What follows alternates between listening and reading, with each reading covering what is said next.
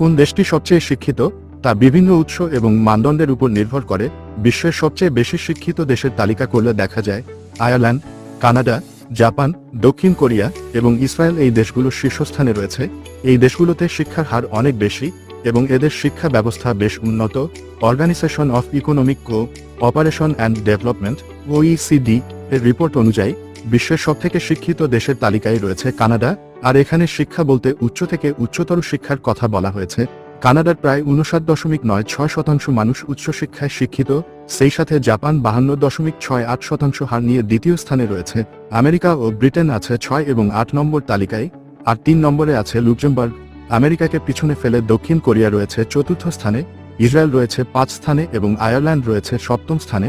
উল্লেখ্য, বিশ্বের সবথেকে শিক্ষিত দেশের তালিকায় স্থান করে নিতে পারেনি বাংলাদেশ কিংবা পার্শ্ববর্তী দেশ ভারতও, কারণ ভারতে উচ্চশিক্ষায় শিক্ষিতের সংখ্যা মাত্র 4%।